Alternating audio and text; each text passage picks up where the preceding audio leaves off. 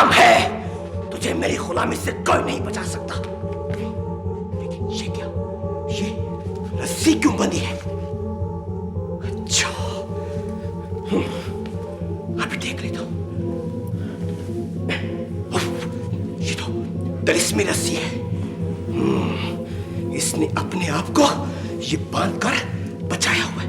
ये रस्सी कहां जा रही है? हाँ, ये पत्थर का हो चुका है।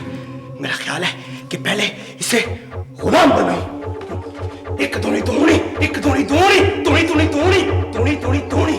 हाँ, कोकाफ में हमाम है, कोकाफ में हमाम है। तू वहां हजाम है। तू मेरा गुलाम है। तू तू तू तू मेरा गुलाम है। बोल, तू मेरा गुलाम है? इस रस्सी को मजबूती से पकड़ रखो गुलाम। अब मैं तुम्हारे काले जादूगर को अपना गुलाम बनाऊंगा। हा हा हा हा हा।